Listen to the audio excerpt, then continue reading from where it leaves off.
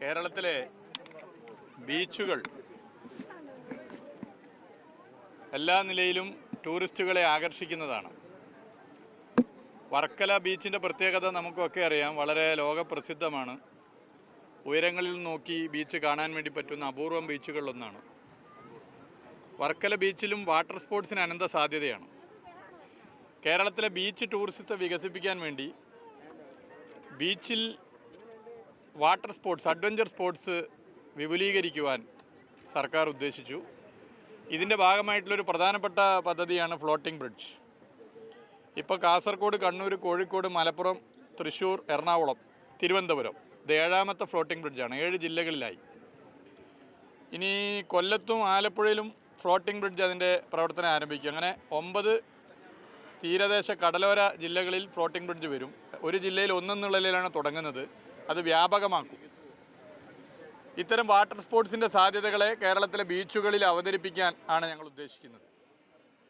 ഇതിൻ്റെ ഭാഗമായി വലിയ നിലയിലേക്ക് സഞ്ചാരികൾ ഇവിടേക്ക് വരും. ഇവിടുത്തെ ജനങ്ങളെ സംബന്ധിച്ചിടത്തോളം അവർക്ക് വലിയ മാറ്റങ്ങൾ, സാമ്പത്തികമായി സഞ്ചാരികൾ വരുന്നതിനനുസരിച്ച് മാറ്റങ്ങൾ ഉണ്ടാകും. മത്സ്യത്തൊഴിലാളികളെ ഉൾപ്പെടെ പ്രത്യേകം ട്രെയിൻ ചെയ്ത് നമ്മളിവിടെ ആളുകളെ നിയമിച്ചു. തൊഴിൽ സാധ്യതയുണ്ടാവും. ഇത് വലിയ മാറ്റത്തിന് കാരണമാവും. മലയാളികളെ സംബന്ധിച്ചിടത്തോളം ഗോവയിലോ അല്ലെങ്കിൽ വിദേശ രാജ്യങ്ങളിലോ പോയി ഫ്ലോട്ടിംഗ് ബ്രിഡ്ജ് ആസ്വദിക്കേണ്ട ആവശ്യം വരുന്നില്ല. നേരെ നാട്ടിലേക്ക് വരാൻ വേണ്ടി പറ്റും, നാട്ടിലുണ്ടാവും. എന്നാൽ ഇത് ചിലരുടെ കണ്ണിലെ കരടായി മാറിയിട്ടുണ്ട്. മറ്റിടങ്ങളിലെ കുത്തക ഇതിൻ്റെ ഭാഗമായി തകരുമെന്നും കേരളത്തിലെ ബീച്ച് ടൂറിസത്തിൻ്റെ വളർച്ച മറ്റ് ചില പ്രശ്നങ്ങൾക്ക് മറ്റ് ഇടങ്ങളിൽ കാരണമാകുമെന്നുള്ളതിൻ്റെ ഭാഗമായി ഒരു ലോബി കേരളത്തിൻ്റെ വാട്ടർ സ്പോർട്സ്, ബീച്ച് ടൂറിസം സാധ്യതകളെ തകർക്കാൻ വേണ്ടി വലിയ നിലയിലുള്ള കുപ്രചരണങ്ങൾ നടത്തുന്നു. തൃശ്ശൂരിലെ ചാവക്കാട് നമ്മൾ കണ്ടതാണ്. ചാവക്കാട് ഇതേപോലെ ഫ്ലോട്ടിംഗ് ബ്രിഡ്ജിൻ്റെ പ്രവർത്തനം തുടങ്ങി. അവിടെ ചെറിയ കാലാവസ്ഥ പ്രശ്നം വന്നപ്പോൾ ഇതിപ്പോൾ അഴിച്ചെടുക്കാൻ പറ്റുന്നതാണ്. അങ്ങനെ അഴിച്ചെടുത്തു. എന്നാൽ ചിലരത് വലിയ വാർത്ത കൊടുത്തു. ഫ്ലോട്ടിംഗ് ബ്രിഡ്ജ് തകർന്ന് വീണു, കട്ടിച്ചാൾ രക്ഷപ്പെട്ടു എന്നൊക്കെ വാർത്ത കൊടുത്തു. അതിൻ്റെ പിന്നിൽ ഞാനീ പറഞ്ഞ ലോബിയാണ്. മറ്റിടങ്ങളിലെ മറ്റു സംസ്ഥാനങ്ങളിൽ ഇത് വലിയ നിലയിൽ വരുന്നവർ കേരളത്തിലേക്ക് വരുമെന്നുള്ളത് തകർക്കാൻ വേണ്ടി ഒരു ലോബി പ്രവർത്തിക്കുന്നു. അതിന് ചില മാധ്യമ പ്രവർത്തകരെ വിലക്ക് വാങ്ങിയിട്ടാണ് ഇത്തരം വാർത്തകൾ കൊടുത്തിട്ടുള്ളത്. ആ വാർത്തകൾ കൊടുത്തവർ ഒന്ന് പോയി നോക്കണം. ഇപ്പോൾ ചാവക്കാട് ബീച്ച്, അവിടെ ഫ്ലോട്ടിംഗ് ബ്രിഡ്ജ് പ്രവർത്തിച്ചു കൊണ്ടിരിക്കുന്നുണ്ട് എന്നുള്ള വിവരം ഞാനിവിടെ അറിയിക്കാൻ ആഗ്രഹിക്കുകയാണ്. അപ്പോൾ എന്തിനാണ് ഇങ്ങനെയുള്ള കുപ്രചരണങ്ങൾ? ഇതിനെയൊക്കെ പ്രോത്സാഹിപ്പിക്കുകയല്ലേ ചെയ്യേണ്ടത്?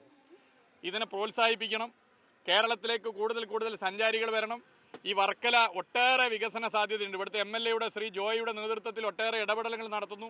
ഇവിടുത്തെ ടൂറിസം ഡെസ്റ്റിനേഷൻ മാനേജ്മെൻറ്റ് അതിൻ്റെ പ്രവർത്തനം നടത്തുന്നു. അതിന് ശക്തിപ്പെടുത്തുന്നതാണ് ഈ വാട്ടർ സ്പോർട്സിനെ വളർത്തുന്ന ഫ്ലോട്ടിംഗ് ബ്രിഡ്ജ്. ഇതുപോലുള്ള ഒരുപാട് അഡ്വഞ്ചർ സ്പോർട്സ് ഇനം വർക്കല ബീച്ചിലും കേരളത്തിലെ ബീച്ചുകളിലും കൊണ്ടുവരാനാണ് സർക്കാർ ഉദ്ദേശിക്കുന്നത്. ഇതൊരു വലിയ മാറ്റമായിരിക്കും.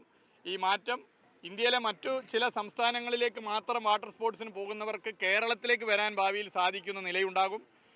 ടൂറിസം ഇൻവെസ്റ്റേഴ്സ് മീറ്റ് ഈ നവംബർ മാസം കഴിഞ്ഞപ്പോൾ അതിലെ പ്രധാനപ്പെട്ട ഒരു തീരുമാനം ബീച്ച് ടൂറിസത്തിന് പ്രൈവറ്റ് ഇൻവെസ്റ്റ്മെൻറ്റിനെ പരമാവധി പ്രോത്സാഹിപ്പിക്കുക എന്നുള്ളതാണ്. അത് നമുക്ക് 2024 അതിന് മാറ്റം കേരളത്തിൽ കാണാനാകും.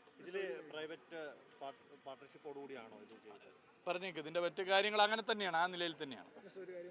പിന്നെ ഇതിന് ടെസ്റ്റിങ്ങും മറ്റു സംവിധാനങ്ങളും ഒരുക്കുന്നുണ്ട്. ഇടയ്ക്കിടെ ടെസ്റ്റ് ചെയ്യണം. ഈ ഡെസ്റ്റിനേഷൻ ഇതിൻ്റെ മാനേജ്മെൻറ്റ് കമ്മിറ്റി പരിശോധിക്കും, മറ്റു കാര്യങ്ങൾ പരിശോധിക്കും.